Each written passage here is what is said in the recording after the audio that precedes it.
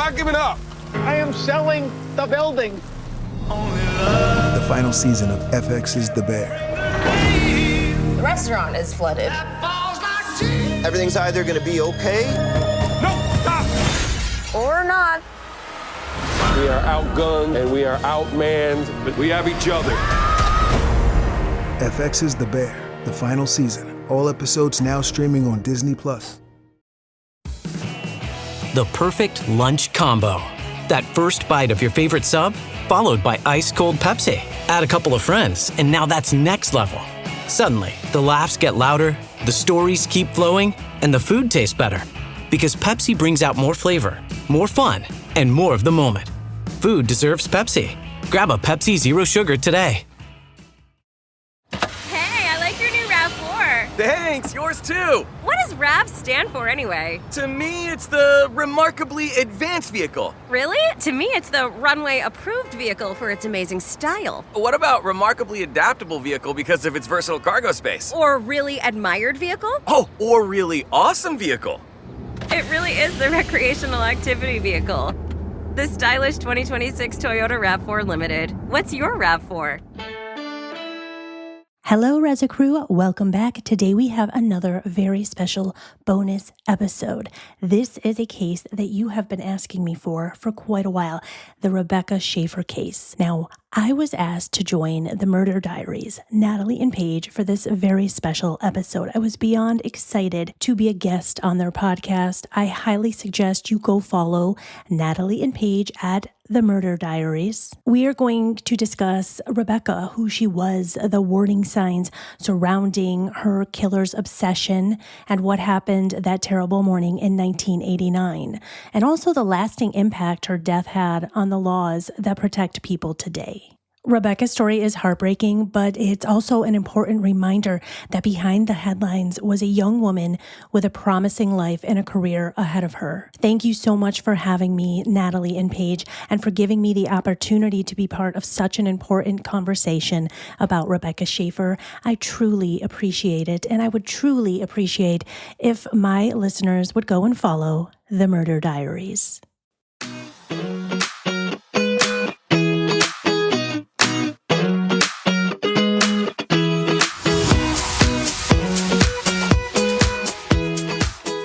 Welcome back to Tragic Hollywood. I'm Natalie. And I'm Paige. And I'm Chrissy from Residue. Thanks so much for being here today, Chrissy. For those who may be unfamiliar with Rebecca, she was an actress who was preparing for probably the biggest audition of her life when an obsessed fan arrived at her house and shot her in the heart, killing her. Her case changed how stalking was prosecuted in the state of California, and it really has influenced so much in the 37 years since it happened. So there's going to be a lot to talk about. When we first started speaking with you, Chrissy, about collabing, because you cover similar cases to our Tragic Hollywood segment on Residue, so it was a perfect collab. Rebecca came up pretty quickly. Talk to us a little bit about, how you came across Rebecca's case and why she was coming up for you as a case to cover on one of our podcasts in this collaboration. A lot of my listeners have requested that I talk about the Rebecca Schaeffer case.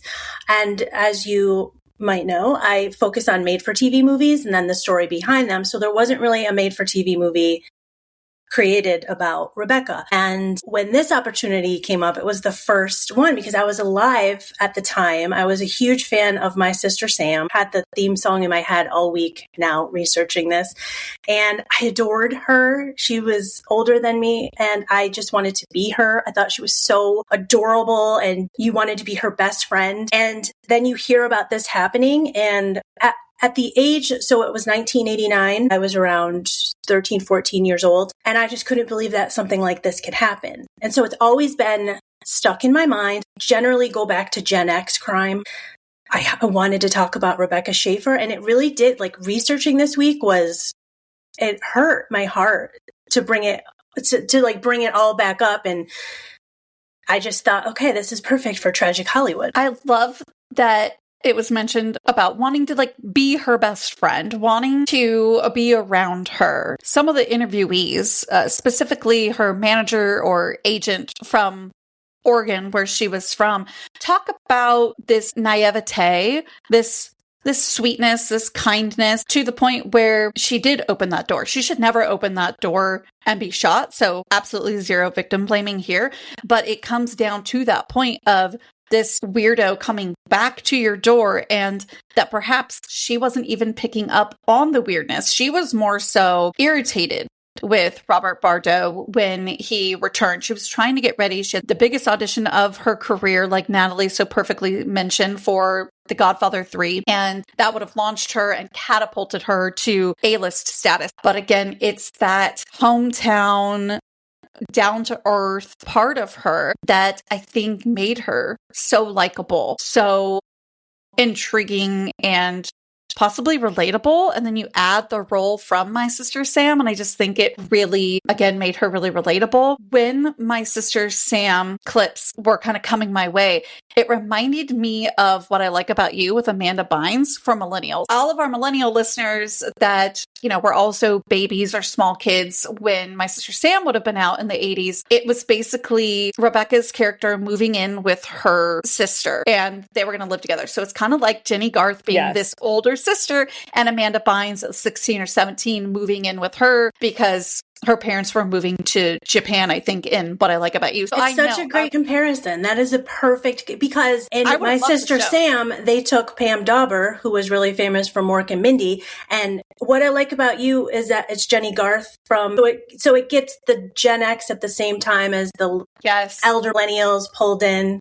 I like that comparison. We're a power duo, Gen X and millennials, and I think that they knew what they were doing there. And it does make me wonder, right, if somebody pulling for Jenny Garth would have watched 90210, and they would have maybe been that Gen X that grew up on My Sister Sam. Yeah. Like, there's no way that Rebecca didn't inspire, or that show didn't at least inspire What I Like About You. But that also just speaks to, I think, Rebecca's legacy, even before she would have reached any kind of A-list status, which she was so close to. I mean, The Godfather 3, Francis Ford Coppola. Do you know who was in the running against her for that? The list of women, it was Julia Roberts was the first choice. Madonna auditioned, which I got my Madonna picture back here.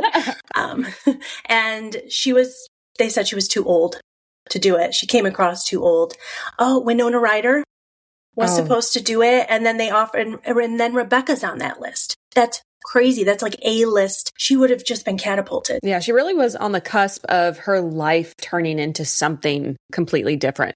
And it's sad that we never got to see what it was going to be. Instead, she's remembered for something that this weirdo did to her. Robert got to know her also from My Sister Sam, and he didn't like that she had this intimate scene in a more grown-up role. I'm not super familiar with the movie that was part of, but she basically played a kind of rich girl, and it was probably more of like a coming-of-age type movie. But again, she had this intimate scene, and Robert didn't like that. And it was this idea. He clearly had a personality disorder. Well, we don't care about him anyways, but he definitely had one. He had narcissistic personality disorder because that devalued her in his mind.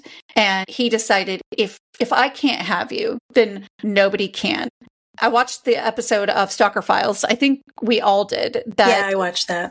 Mm-hmm. Yeah, they told the story pretty concisely and had some really, really great interview participants. Some of the reenactments really do a great job, actually, of just painting like how dark and the evil that something like that comes from. They show these dark rooms with pictures of her everywhere, and just this obsession that made him turn on her so quickly. There are a couple of super 80s things that are happening in this case. And thank goodness, like Natalie also mentioned at the top, that some of it has changed since then. But it's just wild to me that, only being 4 or 5 hours away, he gets to LA, he's walking up and down her street and asks a neighbor. And thank God it was a woman, because she was like, she could tell, she clocked him right away that he was odd. She clocked him right away. I wish, and I'm sure Irene did too, so I'm not blaming her, but it's like, I almost wish Irene would have just like gone to her house and been like, hey, like, be careful, or called her. Maybe she did. We don't know. We didn't hear in any interviews.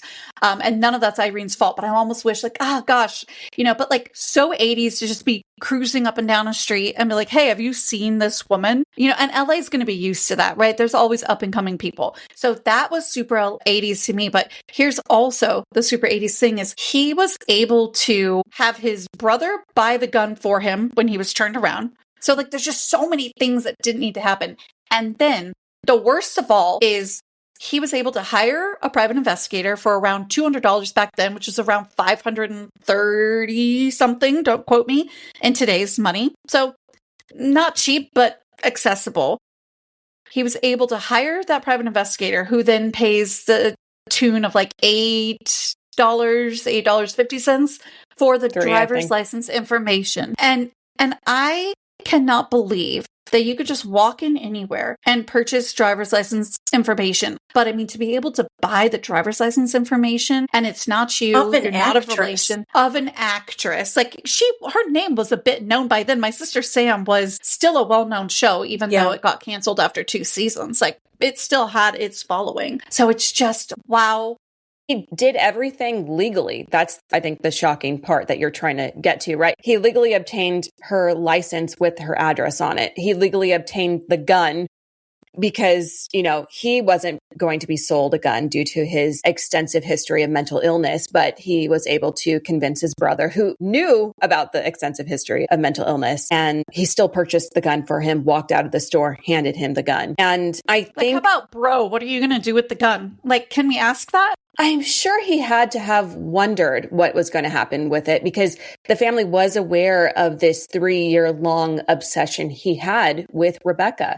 And he also had obsessions, they mention, with Debbie Gibson and Tiffany. Mm-hmm. He was trying to get to them also, but they most likely had more of a security system around them because they were such huge pop stars at the time. And I'll mention real quick that Tiffany also has a stalker type documentary about someone that was stalking her, and it's called, I Think We're Alone Now. I don't know if you've ever seen that. Which is the perfect title. I know. And they follow her crazy that these people could just walk into the DMV and get their address. And his family, knowing that he had this crazy obsession, he had this shrine.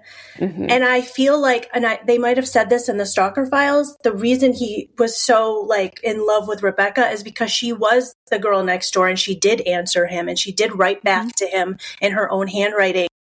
She sent him an autographed photo of herself. And like you mentioned, she wrote to him, but that's because back in the 80s, people who were somewhat known had fan clubs. And so he was able to join these fan clubs in order to gain access to the women that he was idolizing. And I was in the New Kids on the Block fan club. I still have my letter. It's up here. I should have brought it. It's typed.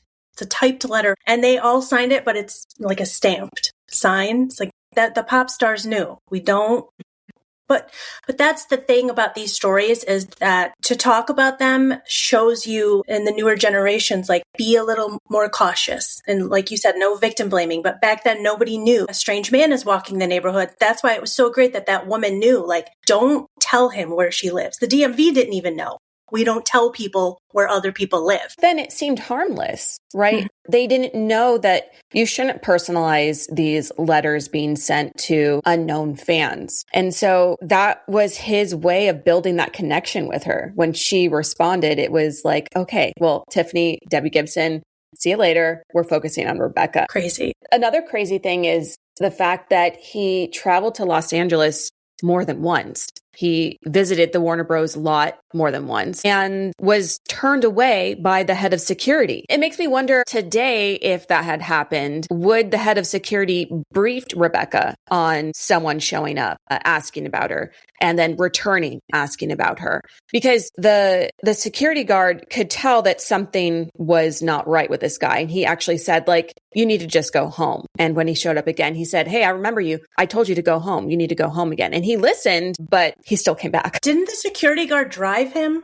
back? Even got him in a car and drove him out of there to be taken out of the lot. And the guy still comes back. And there was a letter that he wrote, if you guys remember, to the security guard saying, like, what is wrong with you? These people spend their whole lives trying to become famous. They want us to talk to them. Like, he was angry at the security guard. And then he let that anger be transferred on to Rebecca. I believe that was said where he was interviewed in a jailhouse interview recording, and he mentions that the anger he felt towards the security guard and having been turned away from the Warner Brothers lot eventually made its way to Rebecca. I think there's two things here that need some adjustment. One is the security on these lots. We have seen this in other episodes we've covered before, like The Price of Glee. We covered that documentary, and they had to, on the lot, they had to build special tunnels so that the cast of Glee could freely come,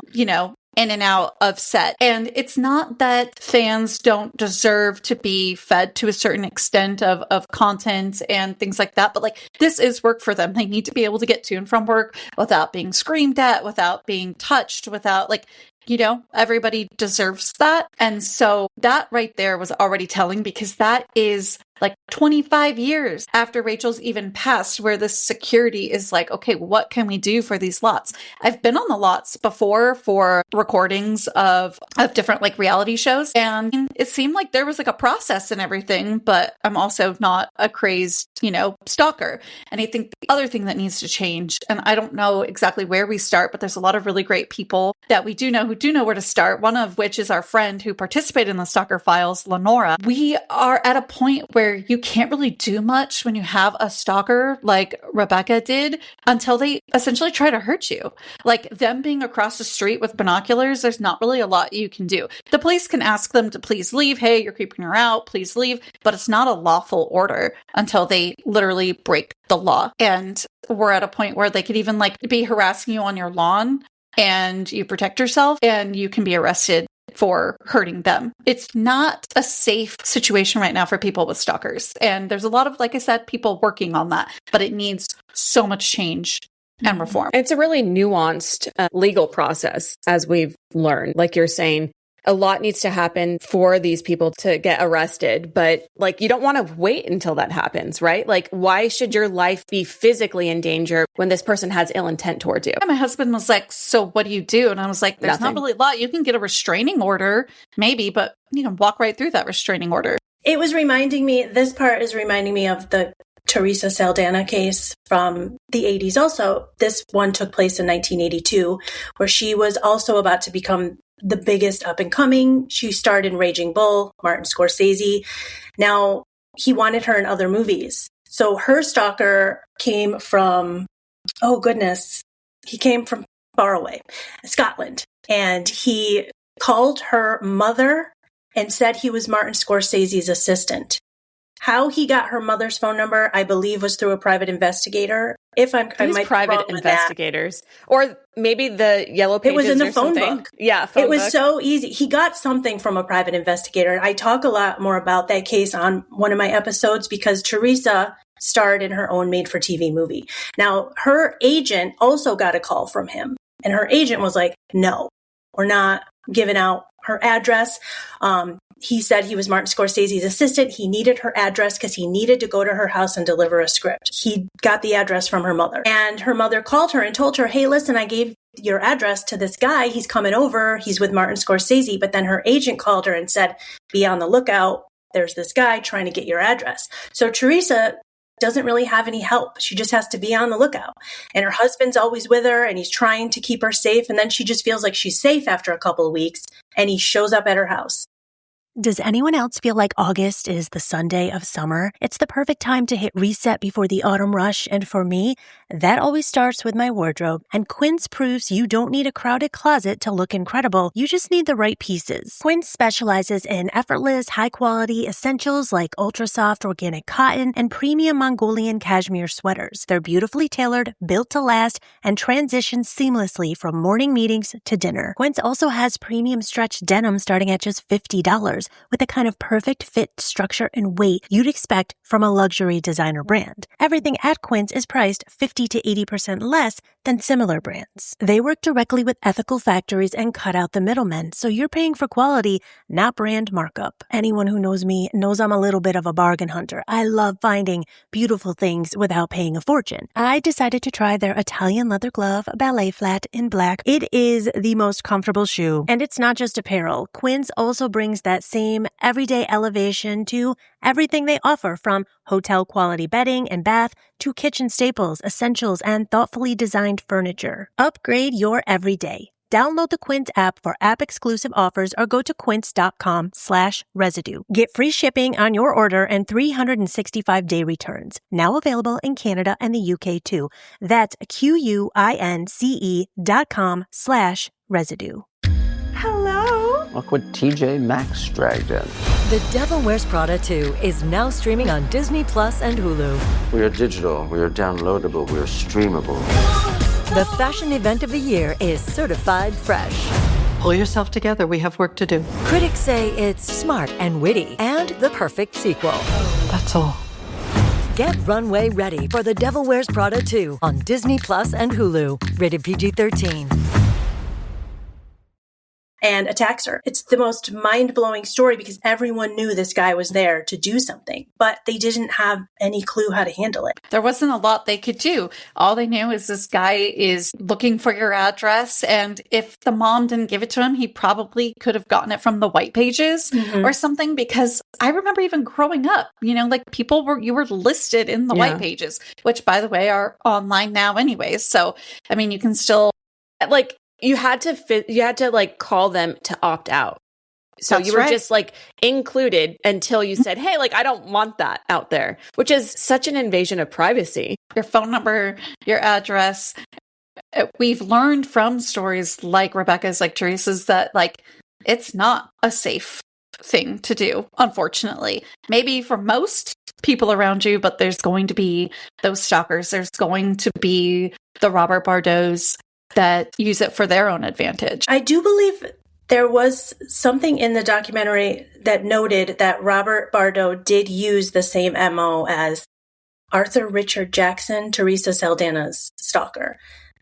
He took a little bit from that, which he was inspired by so many different things that this man was just a fanatic of everything. Like, he was inspired by Mark David Chapman because he carried Catcher in the Rye with him to walk around Rebecca's neighborhood.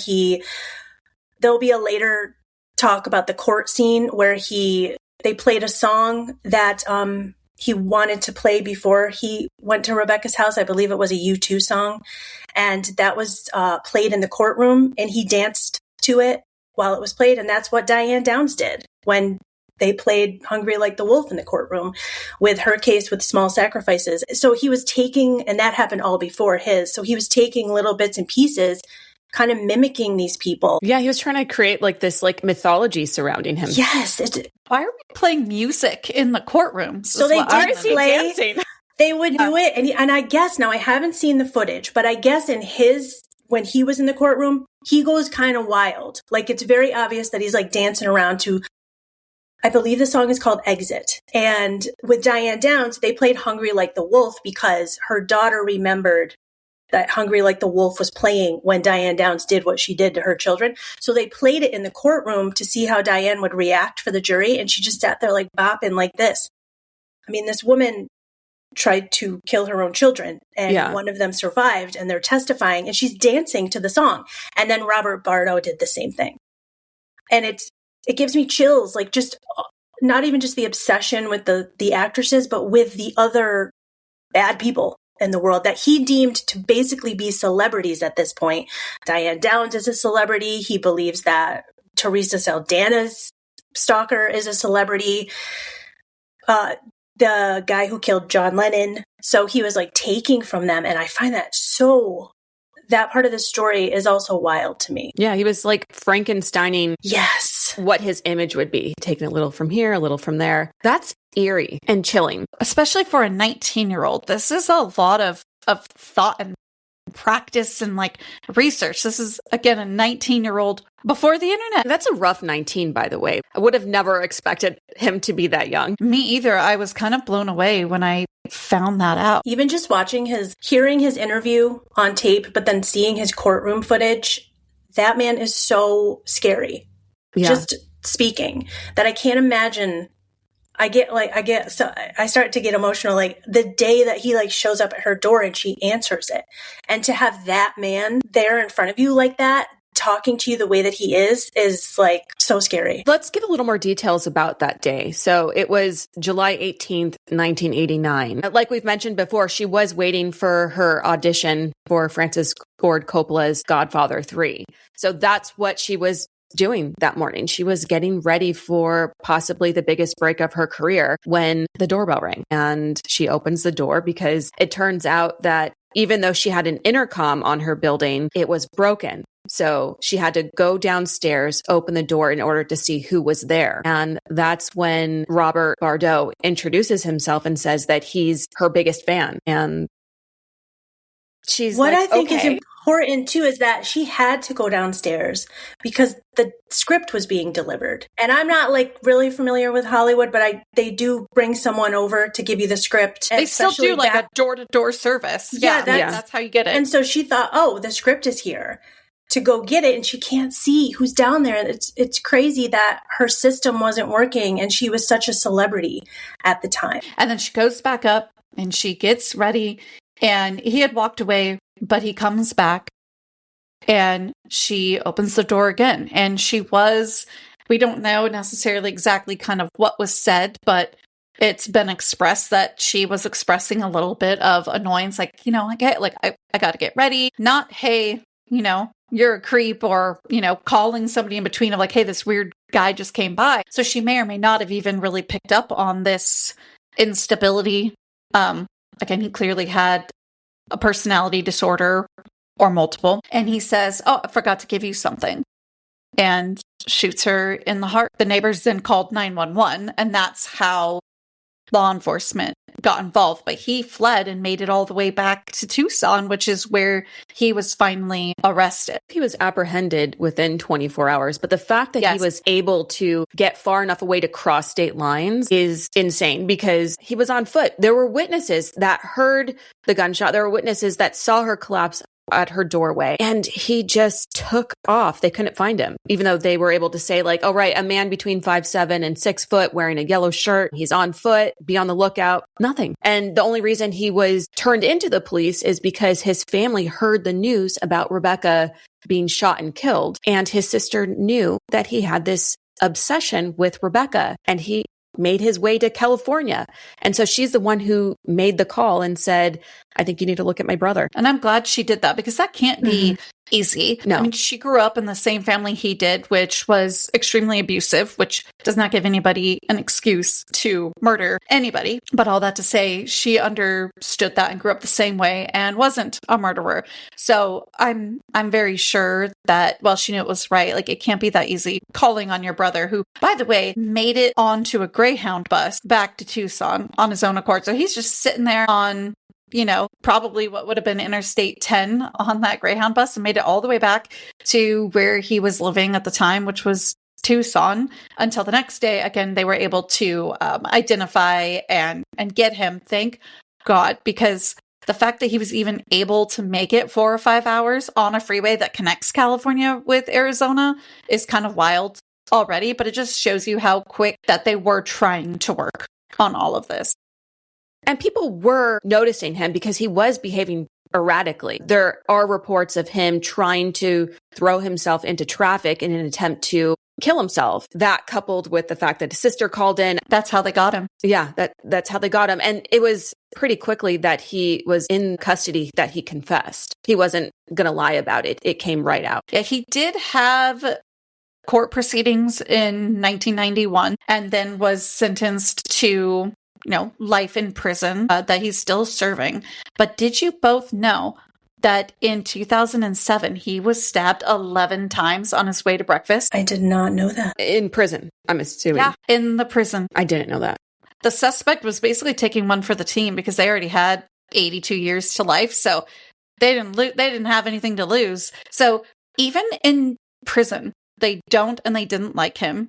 And he did get some, I don't want to call it special treatment, but he did get some, let's call it like protective custody of sorts. They did kind of put him with like more like sensitive inmates. But also, look what happened. He was stabbed 11 times, but he survived. I should couple that with this. And even in 2019, he released a statement, which I will not be reading because his voice does not deserve to be heard.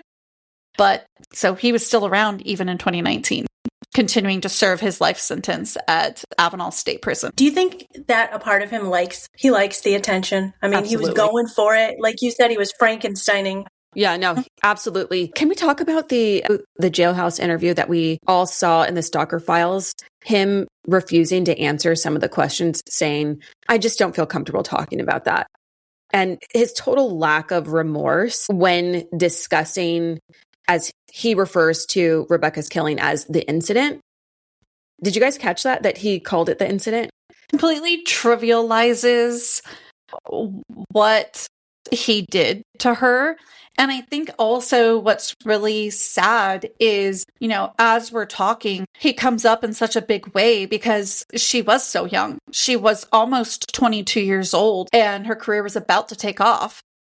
But being such a short life, outside of what a beautiful and vivacious, bright light that she was, there was so much more that could have come that we could have been talking about, that we do have with some of our other episodes where we talk about these people. But he keeps coming up because he came in and he intercepted it. And because of that, her legacy isn't her long career and all of the artistry she was able to put into the world. Instead, it was the laws that were passed in her honor. And it's so unfortunate that her death had to happen for those laws to be passed. One of the main ones that I feel is fantastic in her honor is that you can no longer buy someone's driver's license information from the DMV or from anywhere. You will not get their address, their phone number. There are, creepy things on the dark web, obviously, but that I think is so important because that's a direct change and challenge to what happened to her. That law that you're talking about is the Driver's Privacy Protection Act, which prevented, like you said, the DMV from releasing private addresses. And it was enacted to the U.S. Congress in 1994. So thank goodness for that. And her death also helped the prompt passing of the 1990 America's first anti-stalking law in California Penal Code 646-9. Those are great legacies for her. It was a start to something that answered what happened and a start that I think even she would say we can still improve. We can still develop, especially with the development of the internet. I think that we can continue to improve these. And like I said, there's a lot of awesome people out there working on that and creating awareness and are advocating in people like Rebecca's Nick. Now I kind of want to watch My Sister Sam. So I think I'm going to do that. And I want to watch that movie that she was in. Do you know, Chrissy? Scenes from the Beverly Hills Struggle. It's the longest title. I could never get it right. Scenes from the Class Struggle in Beverly Hills. Yes. It's like a mouthful. There's also a movie directed by her boyfriend at the time, Brad Silberling. He made the movie Moonlight Mile about a man who loses and grieves his fiance's death, and it's about her. I have not watched that one. I have obviously watched My Sister Sam. I've been singing like everyone at the door. That's the theme song. I know that song. Yeah. No, I know that. Okay, see, this is once you hear it, you remember. I can never remember the words. That's also a mouthful of words.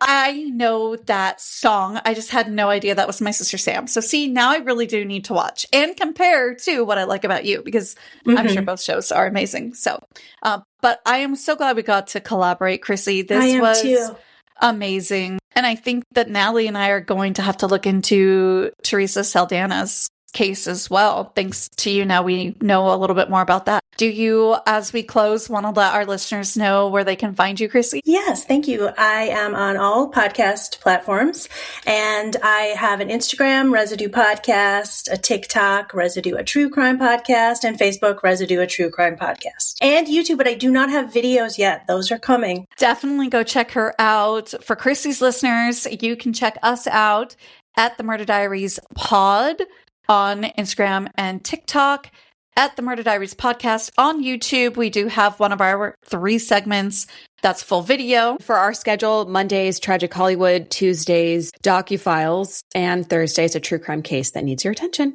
Thanks for being here. Bye.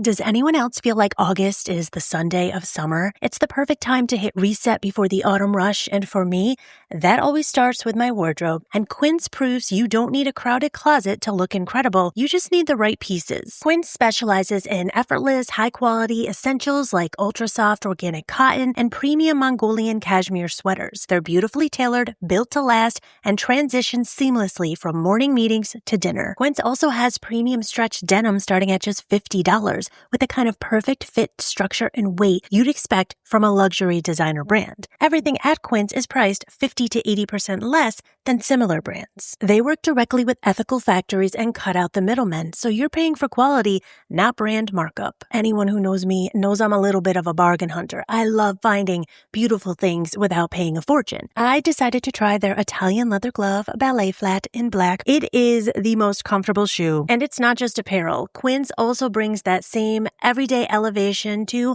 everything they offer, from hotel quality bedding and bath to kitchen staples, essentials, and thoughtfully designed furniture. Upgrade your everyday. Download the Quince app for app-exclusive offers or go to quince.com/residue. Get free shipping on your order and 365-day returns. Now available in Canada and the UK too. That's QUINCE.com/residue. I'm not giving up. I am selling the building. The final season of FX's The Bear. The restaurant is flooded. Everything's either going to be okay. Or not. We are outgunned and we are outmanned, but we have each other. FX's The Bear, the final season. All episodes now streaming on Disney+.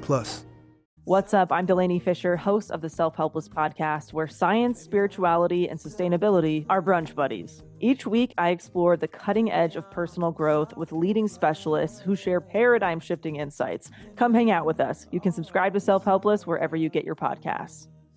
Hello there, I'm Damon Hiskey, and on my podcast, The Brain Food Show, our team, including the great Simon Whistler, our own devices, Gilles Messier, and fact fiends Carl Smallwood, serve up fascinating facts and stories that'll blow your mind. From ancient mysteries to scientific curiosities to deep dive history, we deliver knowledge that will help you become the star of water cooler talk the world over. Listen to The Brain Food Show wherever you get your podcasts. Are you fascinated by true crime stories? Then join me on the Casual Criminalist podcast, where we dive deep into some of the most intriguing criminal cases of our time. From the Oakland County child killer to the bizarre case of Paul Warner Powell, the man who sent himself to the electric chair. We're going to take you on a journey through the criminal mind and explore the toughest cases. Twice each week, we bring you a new story, such as the Lululemon murder and John Lennon Orr, the firefighter turned arsonist and murderer. If you're ready for a journey into the world of true crime, then subscribe now to the Casual Criminalist.